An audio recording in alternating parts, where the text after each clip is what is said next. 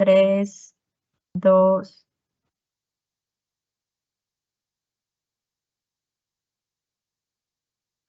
Hola, ¿qué tal? Muy buenas tardes a todos. Vamos a ir dando comienzo a la presentación. Yo soy Jaime Aritio, soy gerente comercial de Renta 4 Perú y subgerente de negocio para Latinoamérica de Renta 4 Banco. Esta tarde, bueno, vamos a hacer aquí una presentación hablando un poco de la filosofía Slow Finance, una filosofía que desde Renta 4 llevamos trasladando a nuestros clientes desde hace ya pues algo más de 20 años, ¿no? Y un poco lo que trataremos de hacer o la conclusión con la que nos gustaría que se fuera un interesado o un cliente de esta charla es que al final esa concepción de hacer dinero rápido, de que invertir es hacer trading, es del todo errado, ¿no? Y quienes nos dedicamos a la gestión profesional de patrimonios tenemos un horizonte temporal de largo plazo, siempre con un control de riesgos adecuado, ¿de acuerdo? Y bueno, pues al final invertimos a los clientes en soluciones que hagan sentido no solamente con sus objetivos patrimoniales, sino también con su perfil de riesgo, ¿de acuerdo? Entonces vamos a hacer una pequeña explicación de cómo funciona todo esto, ¿vale? Explicar qué es la filosofía Slow Finance y por qué realmente la predicamos desde Renta 4, ¿de acuerdo? Muy brevemente, para quienes todavía no nos conocen, bueno, Renta 4 Perú es una filial de Renta 4 Banco. Aquí en el Perú estamos constituidos desde hace 8 años como sociedad agente de bolsa. Nosotros, pues bueno, como tal, estamos supervisados y autorizados por la Superintendencia del Mercado de Valores, ¿de acuerdo? Como decía, nosotros somos filial de Renta 4 Banco. Renta 4 es un banco de inversión, ¿de acuerdo? No estamos, digamos, especializados en lo que es la emisión de crédito o la gestión de pasivos como los bancos comerciales. Lo nuestro, como decimos, es netamente la inversión, ¿de acuerdo? Entonces hay tres ramas principales de la entidad, que sería la banca privada, es decir, personas naturales que lo que buscan es un profesional que les asesore o que les administre el patrimonio, ¿de acuerdo? El trading, que puede ser, pues bueno, para un abanico un poco más amplio de clientes, pueden ser clientes institucionales como las AFPs, los fondos mutuos, etcétera, clientes corporativos como, pues bueno, pues empresas o grupos familiares, ¿no? Y por supuesto también las personas naturales que quieren acceder y contratar directamente productos, ¿no? Pues productos como puedan ser las acciones, como puedan ser los bonos, los derivados, las monedas, etcétera, ¿no? Así un abanico bastante amplio de productos, ¿de acuerdo? Luego, por último, tenemos las finanzas corporativas, ¿no? Que realmente un poco esta línea de negocio lo que consiste es en ayudar a las empresas a conseguir financiación, ya sea a través de la estructuración y emisión de deuda o a través de listado de acciones en la bolsa de valores, ¿de acuerdo?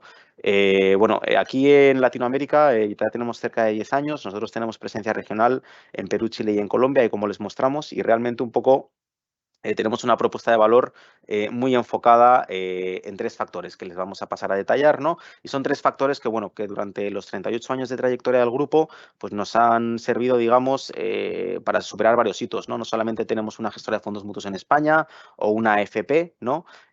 Sino que, bueno, también hemos salido a cotizar a la Bolsa de Madrid en el año 2007 y desde el año 2012, pues estamos plenamente constituidos como banco, ¿no? Adquirimos una licencia bancaria, ¿no? Entonces, durante todo este tiempo, Renta 4, pues digamos que se ha enfocado sobre todo en la parte de personas naturales, ¿de acuerdo? Y un poco en el nicho que nos hemos querido enfocar, que es un poco a lo que vamos ahora, o que estamos viendo estos últimos años, ¿no? Son personas que son ahorristas, ¿vale? Y quieren empezar a ser inversionistas, ¿no? La transición del ahorrador inversor, y un poco el objetivo de esta charla es también, pues, trasladarles en qué consiste esta filosofía Slow Finance, que yo creo que todo ahorrador debería considerar a la hora de empezar a ser inversor, o personas que ya son inversoras que lo empiecen a aplicar a sus prácticas, pues para volverse un poquito más eficientes y sofisticados, ¿de acuerdo? Bueno, muy brevemente, como anunciábamos, ¿no? Nosotros realmente venimos con una plataforma, perdón, con una oferta de valor enfocada en la tecnología, ¿no? Nosotros en el año 2001 somos pioneros en España en desarrollar soluciones de inversión digitales, ¿no? Pues somos la primera entidad que te permite operar derivados y ETFs 100% online, ¿no? Realmente ese expertise de la tecnología lo hemos traído también a Latinoamérica, ¿no? Pues un mercado donde realmente hace bastante falta este tipo de soluciones precisamente para democratizar todavía más el acceso al mercado de capitales, ¿de acuerdo? Pero bueno, Renta 4, insisto, ¿no? Desde el año 2000, 2001, que empieza con las soluciones tecnológicas, no se queda ahí, digamos que ve conveniente empezar a abrir una red de oficinas, ¿no? Pues digamos que al final esa persona que es ahorrista, ¿no? Que está acostumbrada a ir a la agencia del banco, ¿no? Pues al momento que quiere ser inversionista, pues digamos que tiene que encontrar ese espacio en otra parte, ¿no? Entonces, de ahí ese modelo que tenemos de banca de segundo piso, pero desde una red de agencias en un primer piso, ¿de acuerdo? Y dentro realmente pues nos vamos a encontrar un equipo de asesores, un equipo de banqueros, como puedo ser yo, como pueden ser mis compañeros, ¿no? Que pues conocemos bastante de mercado de capitales, que al final pues bueno, vamos a tratar de asesorar al cliente sin un conflicto de intereses, ¿no? Y esa es la tercera parte, ¿no? Que es la arquitectura abierta, que realmente es un poco como funciona el modelo del Family Office, ¿no? Realmente el Family Office lo que va a hacer es asesorar a un grupo familiar o un multifamily office a varios grupos familiares, ¿no? Pues a tomar las mejores decisiones y sobre todo pues a contratar los mejores productos o los productos que mejor se adecúan a lo que esa persona, ese grupo familiar necesita, ¿no? Entonces, cuando nos acercamos a veces al banco, ¿no? Pues el banco tiene un abanico de productos muy amplio, ¿no? Y va a tratar siempre de, pues oye, ofrecernos el producto que ellos consideran mejor para nosotros, ¿no? Pero no necesariamente las mismas categorías, los productos de ese banco siempre van a ser los mejores de una forma recurrente. Entonces hay que dar un paso atrás, ¿no? Adquirir un enfoque de independencia y saber elegir entre un amplio abanico de proveedores, ¿de acuerdo? Para poder darle las mejores soluciones a los clientes. Entonces ese modelo es la tercera piedra o el tercer pilar más bien de Renta 4, ¿de acuerdo? Entonces eso es un poco con la propuesta de valor que nosotros venimos a Latinoamérica, ¿ok? Bueno, para ir un poquito entrando en materia, ¿de acuerdo? Vamos a empezar hablando de por qué invertir hoy es más importante que hace 10 años, ¿de acuerdo? Yo creo que esta historia que comentamos, ¿no? De la transición del ahorrador a inversor, en Europa lo hemos visto ya desde hace 20 años, ¿de acuerdo? Entonces, al final sí que hay una cultura de ahorro e inversión bastante fuerte, ¿no? Pero bueno, en Latinoamérica todavía hay camino por recorrer, ¿no? Latinoamérica realmente pues es un continente, o Perú en concreto, ¿no? Es un país donde normalmente pues la tasa del depósito a plazo fijo de las entidades bancarias tienden a pagar pues bueno, pues unos niveles de rentabilidad relativamente decentes, digamos, ¿no?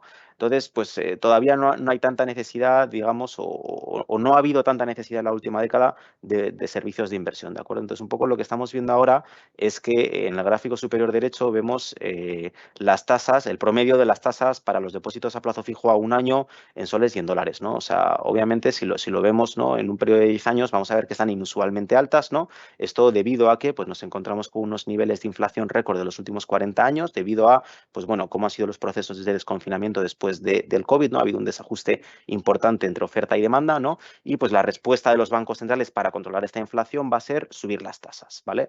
Sin querer ponerme muy técnico, pues bueno, eso es un poco lo que ha pasado y ahora que a medida que la inflación ya se está moderando, ¿no? Pues lo que cabría esperar es lo contrario, ¿no? Que los bancos centrales durante los próximos meses empiezan a moderar su view, su política monetaria, ¿no? Y con ello las tasas de referencia y por tanto lo que cabe esperar es que el depósito a plazo fijo empiece a volver a niveles normales, ¿vale? ¿Qué son niveles normales? Pues bueno, ahí decimos un poco, ¿no? O sea, por ejemplo, actualmente, en promedio, ¿no? En el sistema bancario peruano, el depósito a plazo fijo en soles nos está pagando un 7%, ¿vale?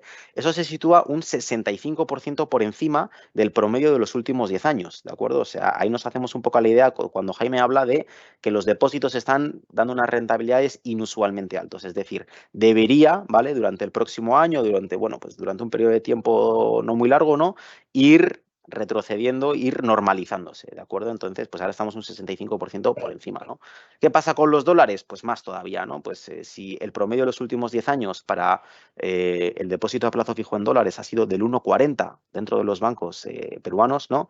Pues ahora mismo está en 3,80, es decir, está en un 171% por encima del promedio de los últimos 10 años, ¿de acuerdo? Entonces, eso es algo que yo creo que, bueno, pues ahora cuando nos llama el banco a renovar el depósito a plazo, son muy buenas noticias porque nos están pagando muy bien, pero la gente debe saber que la rentabilidad que le vayan a ofrecer dentro de un año, dentro de 2 años, dentro de 3 años, va a ir reduciéndose y va a ir retomando, que es lo que estoy mostrando aquí en el gráfico de la derecha, va a ir retomando una tendencia estructural, ¿vale? Donde realmente los depósitos a plazo fijo en soles cada vez pagan menos respecto del de los dólares, ¿vale? O sea, al final los dólares están condicionados por cómo se mueven los bancos centrales, el Banco Central, perdón, en Estados Unidos, ¿de acuerdo? En Estados Unidos es una economía desarrollada donde el foco no está tanto en controlar la inflación, no viene estando tanto en controlar la inflación en las últimas décadas, sino que es más en promover el crecimiento, es decir, un entorno de tasas bajas, facilitar el acceso al crédito, crédito barato, para que la economía crezca a un nivel deseable, ¿de acuerdo?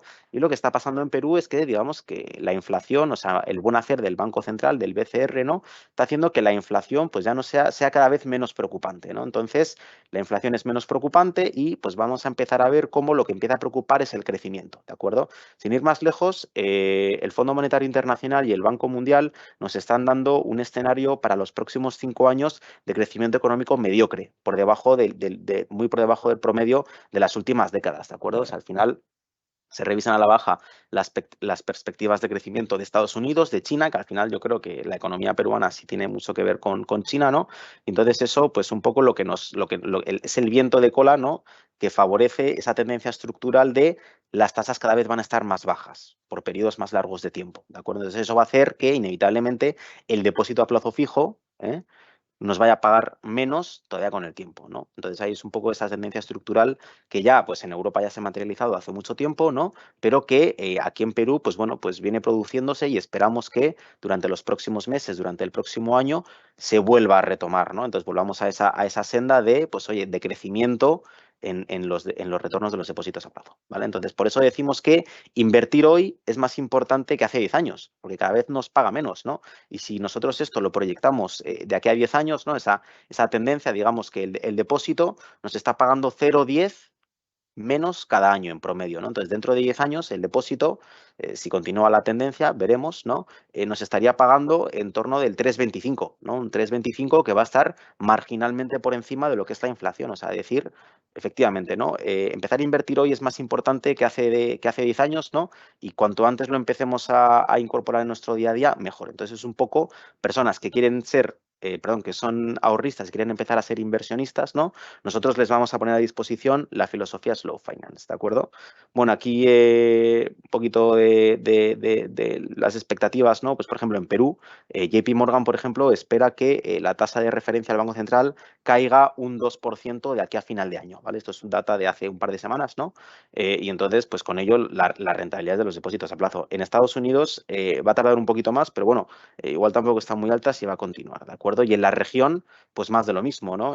Salvo en el caso de Brasil, ¿no? Que yo creo que las expectativas que se van a mantener, ¿no? En México, en Chile, en Colombia y por supuesto en Perú, pues bueno, la expectativa es que tanto la inflación como las tasas vayan cayendo, ¿de acuerdo? Entonces, bueno, ¿qué es esto de la filosofía Slow Finance, ¿no? Bueno, pues para nosotros es una forma de entender las inversiones, ¿ok? Bueno, la filosofía Slow Finance, como decimos aquí, está presente en todas las esferas de nuestra empresa, ¿no? Es la forma en la que nosotros desde Renta 4 vivimos las inversiones, ¿no? Es una forma constructiva de entender las finanzas, ¿no? Y la inversión guiada por la serenidad y el buen criterio, ¿no? O sea, es decir, vamos a estar siempre tratando de tomar decisiones guiadas por el buen criterio y estar alejados de las prisas, de la velocidad y de la urgencia, que insisto, la velocidad, la urgencia y las prisas suelen ser circunstancias y en muchos casos emociones, ¿no? Que rodean a los mercados, ¿no? Que rodean a los mercados de acciones, la gente que empieza a invertir en acciones, abre el mercado, las acciones suben, reportan, etcétera. Hay movimiento, hay fluctuación, hay cotizaciones diarias, ¿no? Y eso, pues al final, pues se nos puede contagiar en el estado de ánimo y podemos terminar tomando decisiones, pues insisto, ¿no? Que no están guiadas por la serenidad y no es lo que queremos, ¿de acuerdo? Entonces, al final es una forma distinta de gestionar el patrimonio, ¿no? Y un poco ¿por qué les pongo aquí estos señores? ¿No? Porque es la filosofía Slow Finance, ¿no? Esa expresión de tomarse la vida con filosofía viene del estoicismo, ¿no? Entonces, pues hay varios filósofos que representan muy bien la corriente del estoicismo, ¿no? Entre ellos, pues puede ser Marco Aurelio, puede ser Epicteo, puede ser Séneca, ¿no? Pues una serie de filósofos que realmente un poco lo que tratan de extrapolar es eso, ¿no? Pues vivir la vida con serenidad, vivir la vida con calma y de ahí es que viene la frase de no tomarse las cosas con filosofía, ¿de acuerdo? Entonces el margen de la inversión no es ajeno al estoicismo y hay algunos otros ejemplos que vamos a ir viendo, ¿de acuerdo? Bueno, ¿cómo poner en práctica el Slow Finance, ¿no? Yo creo que vivimos en una era digital, ¿no? Donde pues bueno, tenemos acceso prácticamente a todo, ¿no? Desde la comodidad del smartphone, ¿no? O desde el PC, ¿no? Desde prácticamente cualquier dispositivo, ¿no? Y entonces en cualquier momento, o sea, en cualquier momento y en cualquier lugar, ¿no? Podemos tener todo lo que tenemos, ¿no? Entonces, al final eso lo que nos desarrolla es una cultura de la inmediatez, ¿de acuerdo? Y entonces un poco tenemos que tratar de migrar desde la cultura de la inmediatez en la que nos encontramos hoy en día, ¿no? Hacia la cultura del slow finance, ¿no? Que al final consiste en, pues bueno, tomar una serie de decisiones, ¿no? Basadas en información, en conocimiento, en serenidad, como veníamos diciendo, en asesoramiento de la mano de uno o de varios especialistas en la medida en la que sea posible, ¿no? Desarrollando con ellos una estrategia, ser fieles a la estrategia y tener una visión a largo plazo, ¿de acuerdo? Entonces, bueno, para poner en práctica esta forma de hacer las cosas, ¿no? Se deben aplicar ideas, ¿no? Como renunciar a creer que hay que hacerse rico de una forma muy rápida, ¿vale? También, pues bueno, debemos aceptar que hay que trabajar para construir nuestro propio patrimonio, ¿no? A lo largo del tiempo, que esto no es un sprint, ¿de acuerdo? Esto es una carrera de largo plazo. Hay que planificar, ¿no? A medio o largo plazo, ¿no? Dejando de lado el vértigo, ¿vale? Desconectar y romper con la adicción, ¿no? De estar informados y de actuar de una forma permanente. Es un poco lo que predica el slow finance, ¿de acuerdo? Hay aquí un pequeño vídeo, ¿de acuerdo? Voy a dejar aquí que quisiera yo compartirles, ¿no? Donde, pues bueno, pues se explica, ¿no? Qué es esto de la filosofía slow finance, ¿no? Entonces aquí pues intervienen pues varios directivos de Renta 4 Banco, de nuestra matriz, que yo creo que es bien interesante, ¿de acuerdo?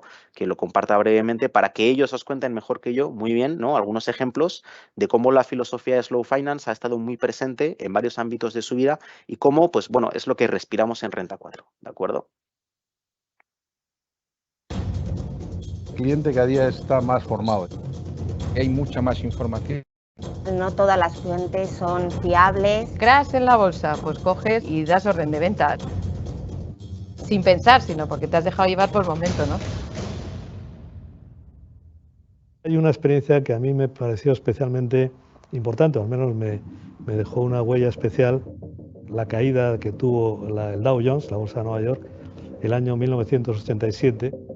Ese mercado perdió el 25% de su valor. Lo que se había construido a lo largo de años, en menos de una hora se cayó.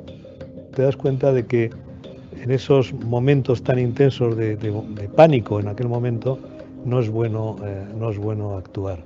Este mercado es un mercado muy psicológico, se deja influir mucho por lo que esté pasando en ese momento. Las inversiones muchas veces fallan no por factores financieros, sino por factores emocionales. Lo que pasa ahora es que el cliente tiene la misma información que tú puedes tener. Muchas veces piensan que están forzados a tomar decisiones de forma constante. Es una filosofía de vida, ¿no? Yo quiero plantearme mi vida desde otro punto de vista, no tan rápida.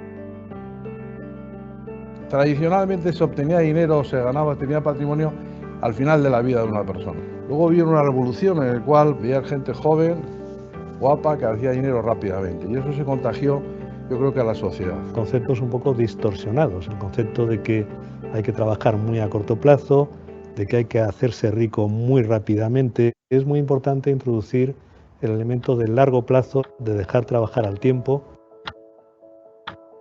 El slow finance lo que intenta es separar el ruido de mercado de lo que realmente es lo importante. Hacer un esfuerzo por tomar distancia de todo ese volumen ingente de información. Los beneficios que tiene la filosofía del slow finance es invertir en algo real. Es una de las pocas filosofías de inversión que son capaces de obtener retornos por encima de la media y mucha más seguridad que el resto de filosofías. Una de mis obsesiones es dormir tranquilo. Para dormir tranquilo necesito analizar las inversiones que yo hago, conocerlas y estar seguro para yo poder dormir tranquilo. No solamente vivimos mejor a nivel personal, sino que la experiencia de inversión va a ser más satisfactoria. Que las cosas sólidas, las cosas de valor, se hacen a lo largo del tiempo, no se hacen de manera inmediata.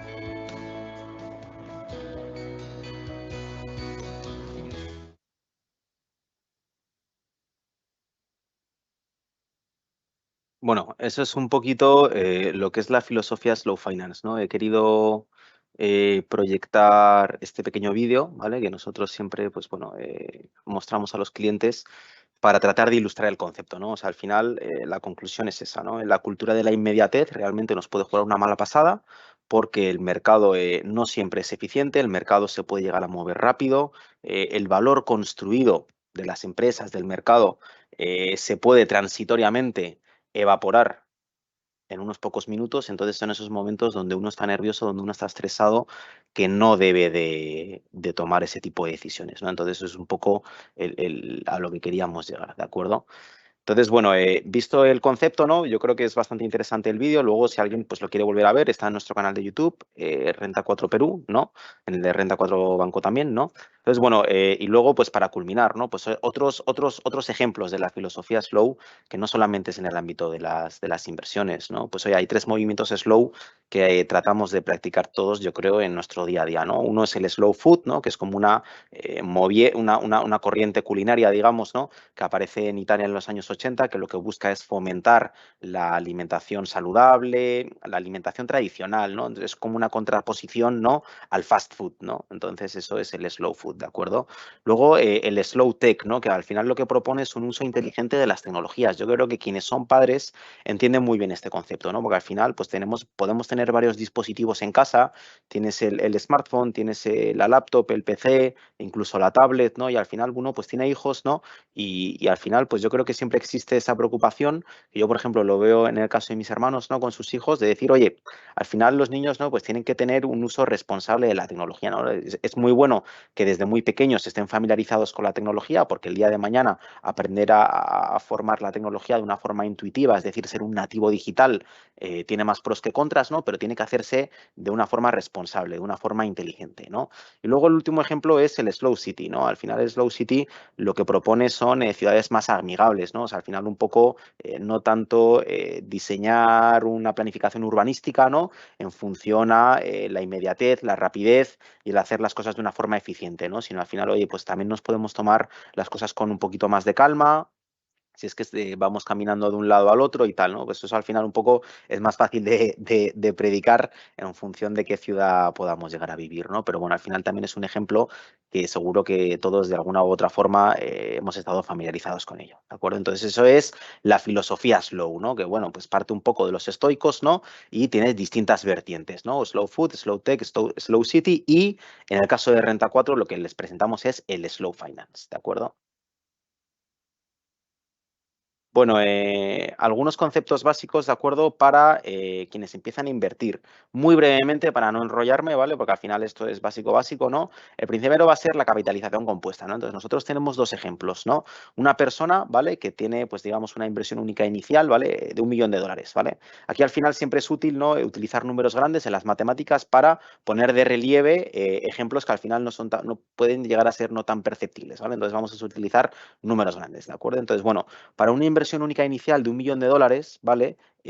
A la que no vamos a realizar aportes adicionales, ¿no? Vamos a plantear dos escenarios de rentabilidad anual del 5%, ¿no? En el primer caso, ¿vale? Vamos a asumir que nosotros invertimos ese millón una única vez, ¿de acuerdo? Y que, pues bueno, vamos a ir percibiendo nuestra rentabilidad anual del 5% durante 40 años y no vamos a reinvertir los intereses, las ganancias, los cupones, los dividendos, como lo quieran llamar, ¿vale? Entonces, al final va a pasar que en un periodo de 40 años, nuestro $1 millón se va a transformar en $3 millones. Entonces dices, hostia, pues en verdad, bien, ¿no? O sea, que tienes $1 millón y en 40 años tienes 3 millones, me parece interesante, ¿no? Pues mira, te voy a contar una cosa más interesante, ¿no? Y es la capitalización compuesta implica que las rentabilidades que yo como inversor voy percibiendo, en vez de dejarlas en el banco ahí que no paguen nada o gastármelas, es reinvertirlas a la misma tasa, al 5%, ¿vale? Entonces, si yo hago una única inversión de $1 millón en 40 años, si reinvierto ese 5% que me va a estar pagando anualmente, ¿vale? En vez de $3 millones, ¿vale? Voy a tener más de $7 millones, ¿ok? Más del 100%, más del doble de capital. Eso, pues para una persona que esté invertida 40 años, ¿vale? Yo sé que decir 40 años es mucho, ¿no? Pero al final yo creo que es importante fijarse distintos objetivos a la hora de invertir, ¿vale? Pues a lo mejor, pues oye, pues acabamos de ser padres, ¿no? Y lo que nos interesa es, pues digamos, como que hacer un fondo y empezar a invertir para, pues oye, pagarle la universidad a nuestros hijos el día de mañana. Perfecto. Luego, pues otro va a ser, a lo mejor, para comprarnos una segunda residencia. Perfecto, en otro periodo de tiempo. Y luego, por último, la jubilación, ¿no? Este es el caso que se aplica bien para la jubilación, ¿no? Es decir, tener un horizonte temporal de muy largo plazo, ¿vale? Estar invertidos durante mucho tiempo. Obviamente nuestros objetivos y nuestro perfil va a ir variando durante ese tiempo, entonces ahí también es importante tener un asesor cerca, ¿vale? Pues que ir actualizando de preferencia anualmente, por decir algo, pues el perfil de riesgo, comentar un poco los objetivos, actualizarnos, ¿no? Y que la propuesta en la que estamos invertidos pueda ir migrando y siempre sea acorde a lo que nosotros estamos buscando, ¿no? Y al final es como vamos a lograr que la capitalización compuesta, la reinversión de las rentas, de los dividendos, de los intereses, juegue a nuestro favor, pues llegando a duplicar el patrimonio invertido, ¿no? O sea, los dos escenarios lo duplicas en el caso de la capitalización compuesta, ¿vale? Venga, ese es el primer concepto, muy sencillo, y el segundo, pues es igual de sencillo, ¿no? Y al final es el factor tiempo, ¿de acuerdo? El factor tiempo, vamos a asumir, ¿no? Que en este caso vamos a hacer una inversión periódica anual, ¿vale? O sea, todos los años vamos a invertir $1 millón, ¿vale? Con la misma rentabilidad del 5% durante 40 años, ¿vale? Entonces, ¿qué vamos a notar? ¿Vale? Pues que la persona que va a empezar a invertir su millón anual al 5% a los 45 años, ¿vale? Esa persona, cuando llegue a los 65 y se vaya a pensionar, se vaya a retirar, va a tener $37 millones. Suena muy bien, ¿no? Imagínate que hubieras empezado 10 años antes, ¿vale? En vez de $37 millones vas a tener $74 millones. Suena mucho mejor todavía, ¿verdad? Insisto, por el factor tiempo y combinado con la capitalización compuesta, ¿vale? Ahora, ¿qué pasa? Pues con una persona que empieza realmente joven, ¿no? A los 25 años, ¿no? Pues que esa persona va a tener $134 millones al momento de pensionarse en vez de los 37 si empieza 20 años después. Hay una diferencia abismal. Es abismal, ¿de acuerdo? Entonces, bueno, ese es el factor tiempo explicado, ¿no? Cuanto antes empecemos, mejor. Sencillito, ¿no?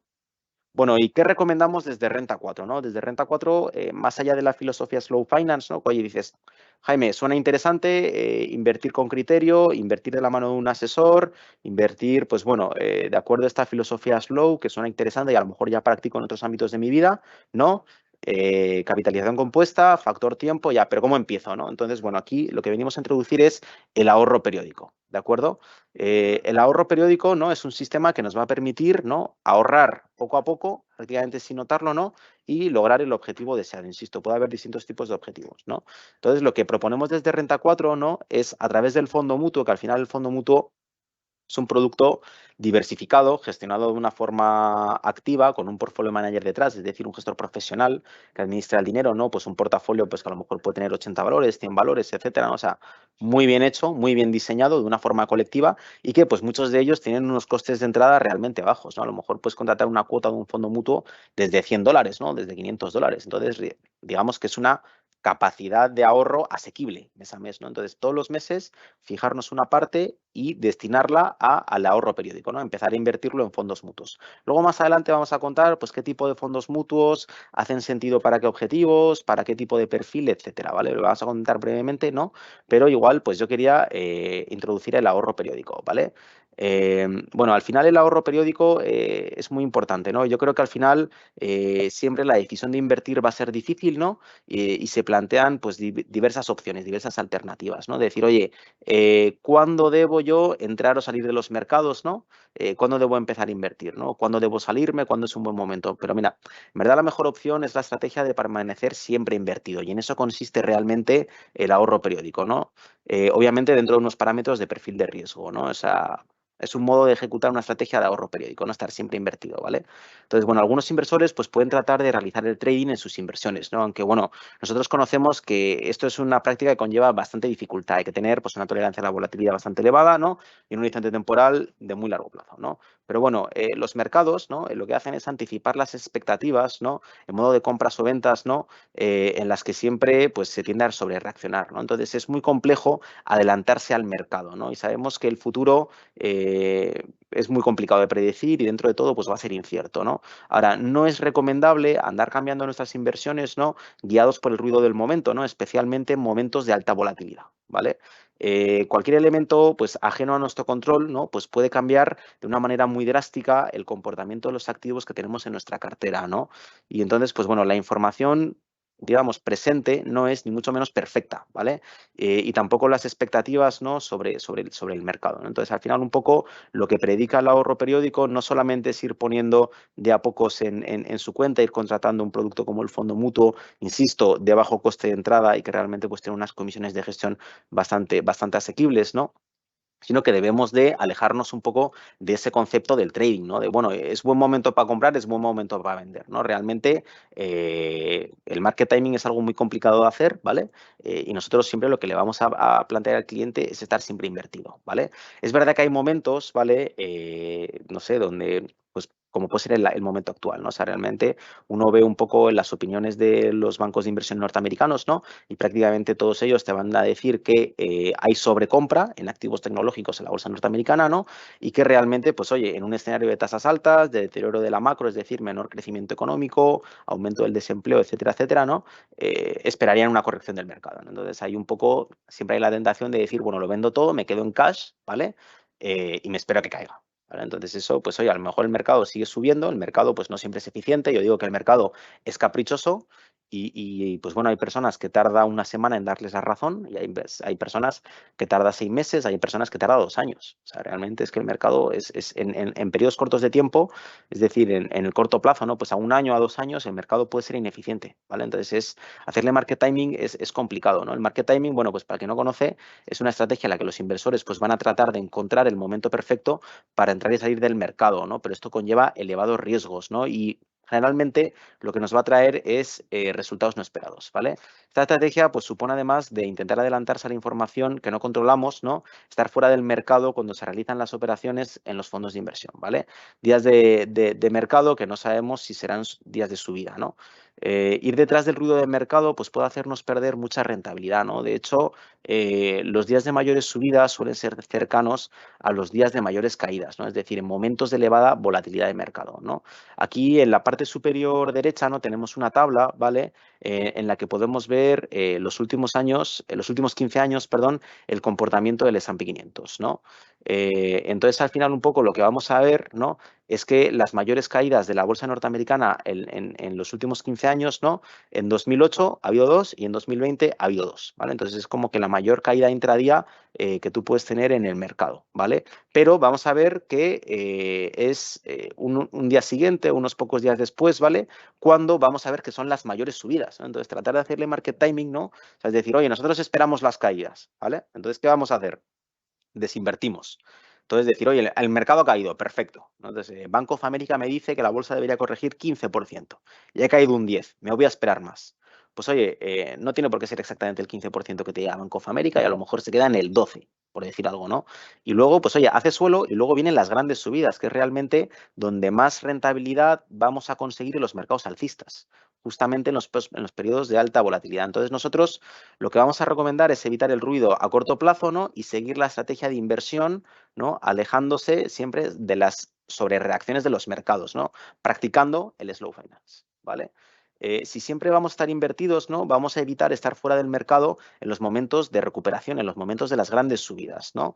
Y bueno, pues la rentabilidad que podemos perder si estamos en movimientos en los días de subidas de mercado puede ser muy elevada, tal y como se muestra en el gráfico que hay justo debajo, ¿no? Ese gráfico de barras azules, ¿de acuerdo? Ahí pues nos está dando, ¿no?, la rentabilidad anual, ¿no?, del S&P 500, ¿no?, desde el año 97 hasta el año 2017, ¿no?, con varios escenarios, ¿no? Entonces, pues una persona que ha estado siempre invertido, ¿vale?, pues en periodos de mucho crecimiento en las bolsas, también en periodos de muchísimas caídas, ¿no?, pues esa persona va a obtener un retorno anual de casi el 8%, ¿vale? O sea, que no está nada mal, ¿no? Tú imagínate que tratas de hacer market timing un poquito, de forma parcial, ¿vale? Entonces, tú imagínate que te pierdes los 10 mejores días durante este periodo del mercado, ¿vale? Entonces, tu rentabilidad se va prácticamente a la mitad, al 4%, ¿vale? Imagínate que no te pierdes los 10 mejores días, sino que te pierdes los 20 mejores días, pues ya ganas menos de un 2%, menos de la mitad. Y así sucesivamente, ¿no? Pues si te pierdes los 30 mejores días de todo este periodo, ¿vale?, pues ya te metes en territorio negativo, ¿no? Y si digamos que te pierdes los 60 mejores días, las 60 mejores sesiones para estar invertidos, ¿vale?, que no sabemos cuándo van a llegar, ¿no?, el retorno que vamos a tener anual durante todo ese periodo es del menos 6%. O sea, entrar al mercado no es cualquier cosa, ¿no? Nosotros al final, por ejemplo, en Renta 4, que tenemos nuestra plataforma, ¿no? Que damos acceso directo y en tiempo real a los clientes, ¿no? A más de 14.000 valores, ¿no? Bolsa de valores de Lima, Estados Unidos, bolsas europeas, ¿no? Tratamos un poco de guiarles en este sentido, diciendo, oye, diseña una estrategia a largo plazista con su asesor, ¿vale? Y preocúpese prácticamente de ahorrar y de continuar aportando. Y de cuando en cuando charla con el asesor, le va a ir contando cómo estamos, ¿no? Su trabajo un poco también es llamarle, pues oye, si a lo mejor este área geográfica, este mercado, este tipo de activo ya no nos interesa tanto, pues él le va a llamar pues para hacer los cambios oportunos, ¿no? Pero digamos que confíe en un especialista, ¿vale? Que al final nos dedicamos a esto, ¿no? Y las personas, pues bueno, al final si se dejan guiar, insisto, en los momentos de mayor volatilidad, por pues, bueno, sentimientos de venta cuando son las caídas, nos vamos a perder después las subidas, que insisto, son muy poquito después de las caídas, ¿vale? Y luego pues podemos pasar pues de ganar un 8% anual a pues bueno, ganar mucho menos, ¿vale? Entonces solamente con perdernos 10 días nos vamos a perder prácticamente la mitad de la rentabilidad durante el periodo, ¿vale? Entonces es algo complicado. Pero bueno, el ahorro periódico, ¿no? Bueno, al final el ahorro periódico, como decíamos, ¿no? Es uno de los modos más eficientes de seguir esta estrategia y de estar siempre invertidos, ¿no? El ahorro periódico. Con este método, pues bueno, siempre vamos a estar invertidos y realizaremos aportaciones de carácter periódico con inversiones diversificadas en el tiempo, ¿vale? Aquí tenemos el otro ejemplo, ¿no? Que es la parte de abajo a la izquierda, ¿no? Supongamos que un inversor que ha nacido en el año 76, ¿no? Comienza con un ahorro periódico, ¿no? En el producto Renta 4 Bolsa, que es un fondo mutuo de renta variable española, ¿no? Con 50 euros, ¿no? Es decir, la persona empieza, que nace en el 76, ¿no? Empieza aportando 50 euros mensuales, ¿vale? Al Renta 4 Bolsa, ¿no? Con 18 años, imaginemos que empieza ahí, ¿no? Con 25 años, pues continúa con ese ahorro periódico, ¿no? Y ya no de 50 euros, sino de 100 euros al mes, ¿vale? Y luego a los 35 años, pues incrementa eso, ¿no? Ya no con 100 euros, sino con 250 euros, ¿vale?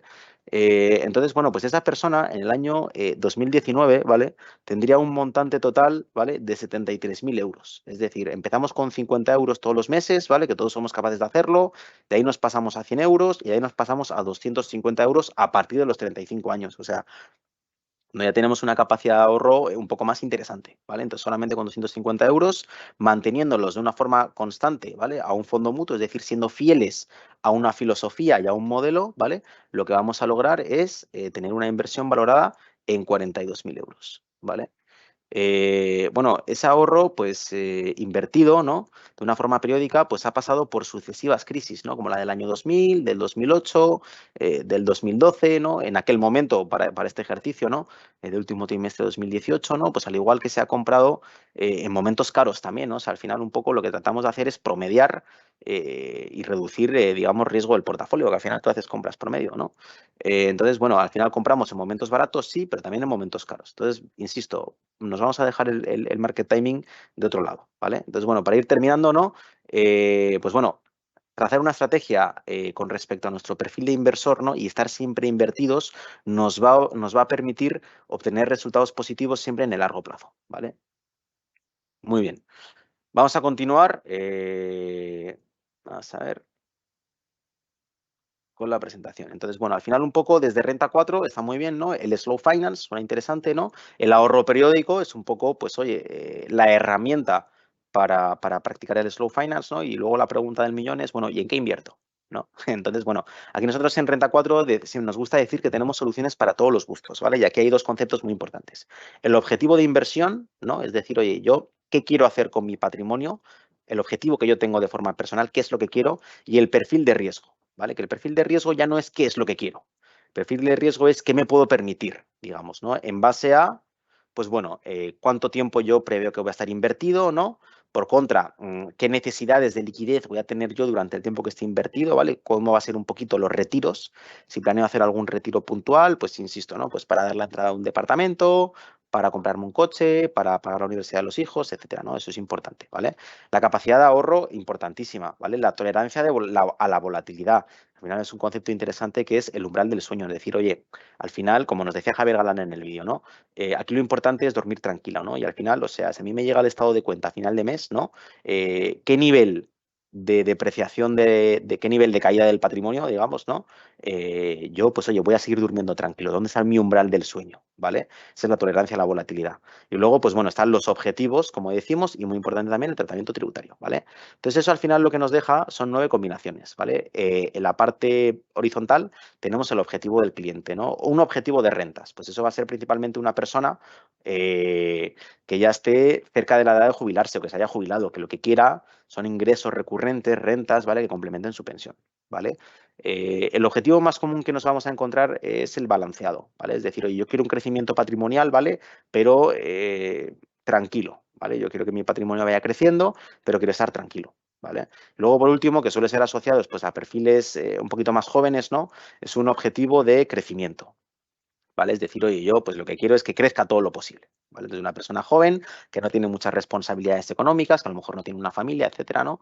O no es propietario de una empresa, entonces realmente, pues, oye, pues se puede permitir un objetivo de crecimiento. Y luego tenemos, pues bueno, en la parte vertical, ¿no? Pues los perfiles de riesgo, ¿vale? Que al final, insisto, depende de mis necesidades de liquidez, mi capacidad de ahorro y mi tolerancia a la volatilidad. Entonces, podemos ser conservadores, moderados y tolerantes, ¿vale? Entonces, la combinación de las 9 posibilidades nos va a dar este tipo de estrategias, ¿vale? Y eso es lo que nosotros, digamos, que le recomendamos a un cliente aquí en Renta 4. Un cliente, pues, que es muy conservador, ¿vale? Que le pone nervioso la volatilidad y que lo que busca es rentas, ¿vale? Pues ese cliente lo que tiene que estar invertido es en bonos, ¿vale? O sea, ya no te digo en acciones dividenderas, en acciones tecnológicas, nada, en bonos. Ese es el producto, el 100%, ese es el producto que le interesa a ese cliente. Lo mismo, un cliente que tenga un objetivo de crecimiento patrimonial y que sea tolerante, que no vaya a necesitar el dinero, que vaya a invertir pues a más de 3 años, ¿no? Y que tenga una capacidad de ahorro interesante, ¿no? Pues a la persona no le vas a recomendar un bono, porque el bono, bueno, tiene una volatilidad menor que la de las acciones, ¿no? Y por tanto, pues no es un activo que se comporte tan bien para un objetivo de crecimiento patrimonial, ¿vale? Entonces a la persona no le recomiendas un bono, le recomiendas 100% acciones, ¿vale? Y todas las combinaciones que tenemos ahí en medio, ¿vale? Esto igual, la persona pues que desee tener un asesoramiento gratuito y personalizado, entender muy bien cómo son sus objetivos y su perfil, ¿no? Pues nosotros podemos tener una conversación con esa persona y pues más o menos ubicarlo, ¿no? Dentro de todo este esquema, ¿no? Y hacerle una recomendación, o sea, ¿qué le recomendaríamos nosotros a una persona con ese perfil, ¿vale? Antes de entrar en qué le recomendaríamos nosotros a esa persona, ¿vale? Es decir, oye, nosotros con qué proveedores trabajamos, porque al final nosotros tenemos nuestra AFP en España, nuestra gestora de fondos mutuos, tenemos también participación en una gestora de private equity, ¿no? Y al final un poco, insisto, ¿no? Como decíamos al principio, aquí la clave del éxito es pensar como un family office, ¿no? Es decir, oye, ¿qué es lo mejor para mi cliente? Puede ser mi producto de Renta 4 gestora, pero no necesariamente en esa categoría, en ese tipo de activo, mi producto es el mejor, ¿vale? Entonces, en Europa sí es una cosa un poco más fácil, ¿no? Porque al final, pues tú registras, digamos, como un espacio común, ¿no? Entonces tiene un tratamiento tributario común, ¿vale?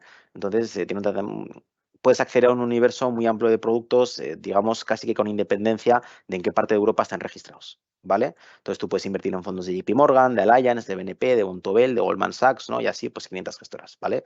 Lo que pasa es que, pues todos estos fondos internacionales, ¿no? Pues digamos que para una persona natural que sea residente tributaria en el Perú, ¿vale? Pues tributaría como renta de fuente extranjera, ¿no? Y se podría ir hasta un 29.5% de impuesto a la renta, ¿vale? Renta 4 no retiene, ¿no? Pero al final, pues el cliente igualmente genera una obligación tributaria al momento de vender, ¿vale? Con las ganancias de capital, ¿ok? Entonces, bueno, siempre nosotros lo que vamos a tratar de hacer es darle recomendaciones al cliente, ¿no? Que sean, pues, con un enfoque tributario eficiente, ¿vale? Entonces, para eso lo que nos vamos a enfocar es en producto local, ¿vale? Producto domiciliado aquí en Perú o registrado aquí en la Bolsa de Valores de Lima, ¿vale? Que al final lo que nos dé es un tratamiento tributario preferente de 5% de impuesto a la renta, en el caso de los fondos mutuos, ¿no? Y en el caso de los ETFs, que podamos vender por Bolsa de Valores de Lima, 6,25% de impuesto a la renta, ¿vale? Hay algunos casos de ETFs que, bueno, que tienen la consideración de presencia bursátil, ¿vale? Y esos, pues, están exentos del pago de impuesto a la renta, lo cual, pues, es una muy buena noticia para el caso de las personas naturales, ¿vale?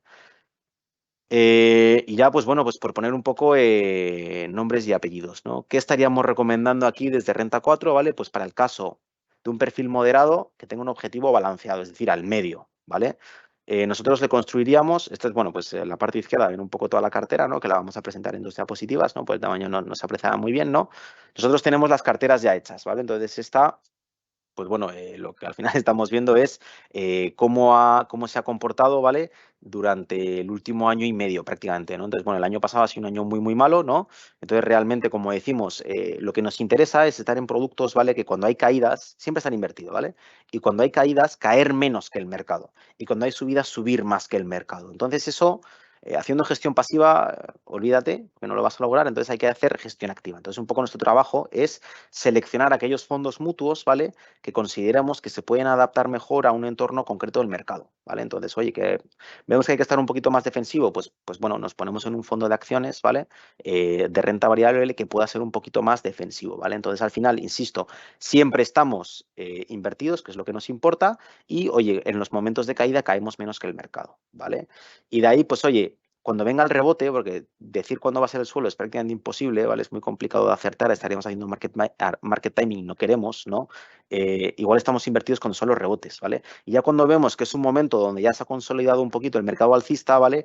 Ahí es cuando a lo mejor migramos a un fondo mutuo de renta variable, insisto, de acciones con la misma filosofía, ¿no? Pero que digamos que pensemos que se puede comportar mejor, ¿vale? Que el mercado para ese periodo de tiempo. Entonces, así es un poco como vamos a hacer el servicio de gestión patrimonial, ¿vale?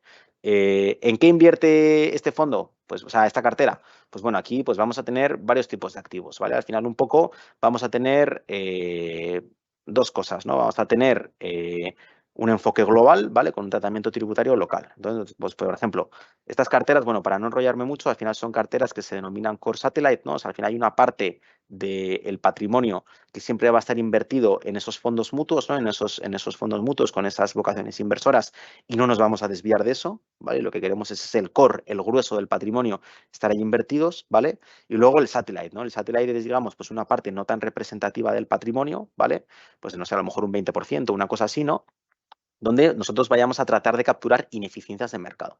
Entonces, a lo mejor dices, no, es que ahora mismo está barato el sector bancario. Bueno, pues entonces entramos en un ETF, ¿vale? Que lo que invierta es en todo el sector bancario, de una forma diversificada. No es que nos compremos un banco, nos compramos todos los bancos, ¿vale? Con un ETF con esa vocación inversora, ¿vale? Oye, que ahora no es el sector bancario y que es el sector tecnológico, que ahora está pues muy de moda, está subiendo mucho, ¿no? Pues lo mismo, ¿no? Pues nos sobreponderamos tecnología, ¿vale? Comprando un ETF que invierta en las principales empresas tecnológicas, que es donde queremos estar invertidos, ¿vale? Entonces está el core, que no lo vamos a mover, y el satellite, que sí lo podemos estar moviendo, ¿vale? Pero no para hacer trading, pues a lo mejor esa parte, pues oye, pues estar, no sé, 6 meses, 9 meses, un año invertido, ¿no? Y tratar de capturar esa ineficiencia del mercado e ir haciendo alfa, ir haciendo retornos superiores a los del mercado en general, ¿vale? Entonces es un poco el trabajo que hacemos desde Renta 4 y esto es un poco pues la composición de la cartera, ¿vale? Pues para uno de estos perfiles, ¿no? Para un perfil moderado que tenga un objetivo de crecimiento patrimonial, perdón, un objetivo patrimonial balanceado, ¿vale? Entonces es un poco lo que venimos a contarles, ¿de acuerdo? No sé si tengan alguna consulta, ¿vale? Nos quedan 8 minutos, entonces, bueno, si tienen alguna duda, por favor, nos la van compartiendo aquí en el chat y yo voy tratando de responderlas de una forma ordenada en la medida de lo posible, ¿de acuerdo?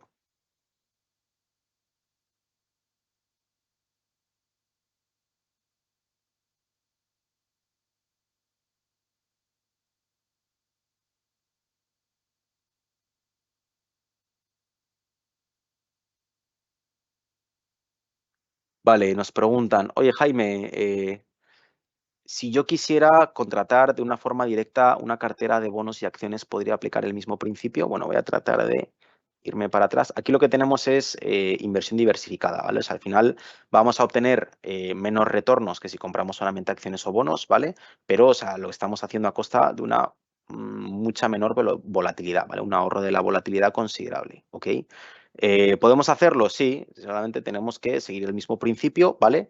Estaríamos sacrificando diversificación y, por tanto, reducción de riesgo en pro de mayor rentabilidad. Entonces, se puede hacer, ¿no? Una cartera de acciones, ¿no? Pues que pueden ser desde un enfoque temático, ¿no? Pues acciones que inviertan, no sé, en el cloud computing, en la ciberseguridad, no sé, en el vehículo autónomo, el vehículo eléctrico, en el blockchain, en tecnología en general. O sea, hay varias formas de invertir de una forma temática, ¿no?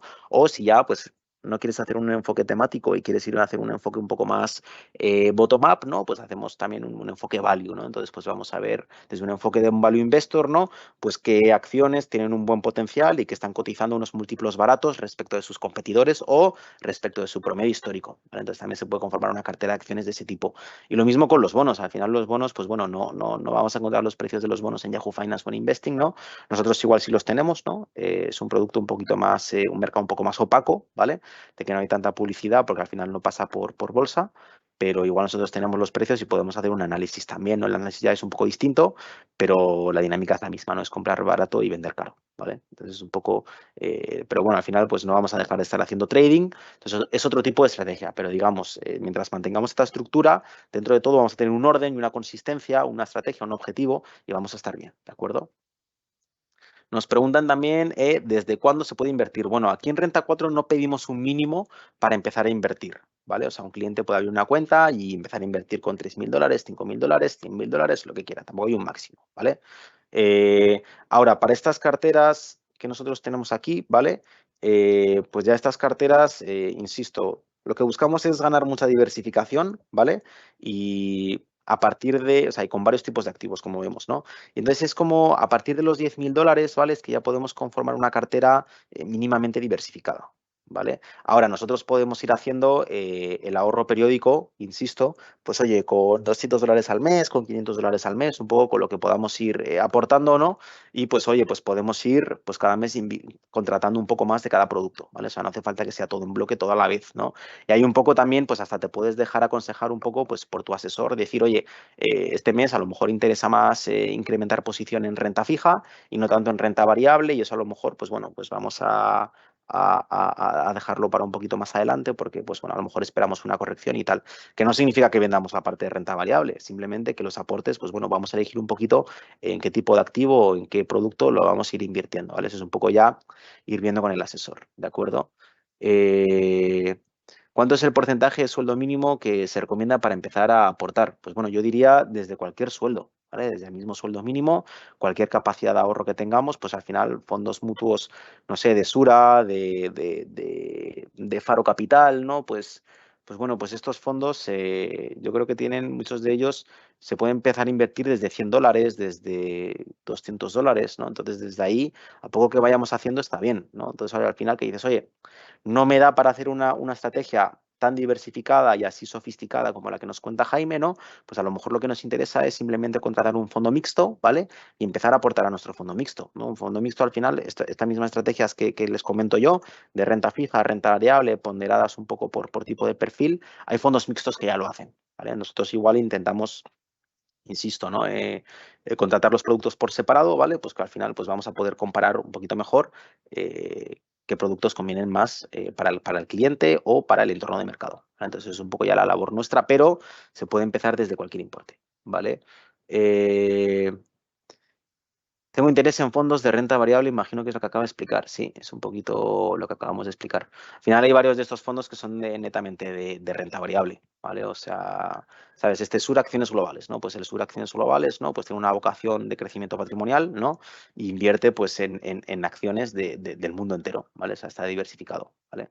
Además son acciones globales sostenibles, o sea, pues al final tiene un layer adicional de control de riesgo por la metodología ESG, ¿no?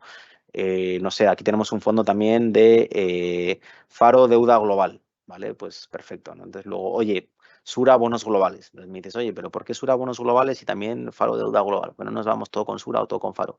Porque bueno, puede estar, por ejemplo, el de Sura está en tramos más cortos de la curva, o sea, es decir, la deuda que tiene en cartera va a estar más concentrada pues, en vencimientos a lo mejor a 3 años, 5 años, ¿no? Lo que se denomina la parte corta de la curva de rendimientos, ¿vale? O sea, es decir, y a partir de 5 años, ¿no? Pues, o de 10 años, ¿no? Es que podemos considerar ya que es un bono largo, ¿vale? Entonces, el de Faro es un poco distinto porque ese fondo un poco lo que va a estar invertido en toda la curva, ¿vale? Y va a empezar a sobreponderar o infraponderar partes concretas de la curva, ¿no? Para hacer un play de tasas. Entonces, al final están invertidos en toda la curva y eligen en qué partes se sobreponderan de acuerdo al entorno del mercado. Y ahí es como ellos generan utilidad. Entonces, Insisto, uno puede pensar que es el mismo fondo porque los dos dicen deuda o bonos globales, ¿no? Pero realmente un poco pues siempre hay que ir a mirar la filosofía de inversión y toda la información en los fact sheets, ¿no? O pues oye, pues delegarlo en un tercero que nos ayude un poco a tomar las decisiones, ¿no? Que al final siempre tienen que ser decisiones propias, decisiones informadas, ¿no? Y decisiones personales, ¿vale? Hola, ¿es posible que compartan la presentación? Por supuesto que sí. Mañana vamos a estar mandando la presentación a todos los registrados, ¿de acuerdo? Muy bien, bueno, a las 7 de la tarde, yo creo que esas son un poco todas las preguntas que nos estaban haciendo, ¿ok? Que al final, bueno, hay varias preguntas, pero bueno, todas son muy similares, ¿no? Que tienen que ver con los importes mínimos a invertir, un poco también la vinculación al sueldo, las vocaciones un poco inversoras de los fondos, qué diferencia hay, ya hemos explicado algunos ejemplos, ¿no? Y bueno, lo mismo, desde aquí en Renta 4, pues bueno, encantados de agendar con los clientes una cita virtual para charlar un poco de sus objetivos, analizar su perfil y poder darle una recomendación individualizada. Esto puede ser, insisto, de una forma virtual, ¿no? A través de Teams, de Zoom, etcétera, o a través de nuestras oficinas de una forma presencial, ¿no? Nosotros estamos en calle Orquídeas 621, en San Isidro, ¿vale? Tenemos una oficina puerta a la calle, que habíamos comentado al principio que es un poco el modelo nuestro, ¿no? Entonces nos van a reconocer muy fácilmente. Cualquier día que pasen por aquí, cualquier día que quieran agendar una cita, pues por favor se acercan. Alguno de los asesores comerciales que tenemos aquí les va a atender, entonces es un poquito empezar a charlar, ver qué quiere el cliente, de ahí encajarlo un poco con qué productos le hacen sentido y con el entorno de mercado. ¿Vale? Entonces, al final, nosotros nos dedicamos a hacer esto todos los días y, pues bueno, pues la persona que quiera asesoramiento es gratuito, nosotros encantados de recibirlos, ¿de acuerdo? Bueno, muchísimas gracias a todos. Si les parece bien, lo vamos a dejar hasta aquí. Pues bueno, un placer tenerlos aquí esta tarde, de presentarles la filosofía Slow Finance, que pues bueno, ya viene guiando la transición de ahorristas a inversionistas a más de 130.000 clientes en el grupo Renta 4 desde hace 38 años y nada, pues encantados de acompañarles otra tarde. Muchas gracias, Jaime Aritio, para servirles. Un fuerte abrazo.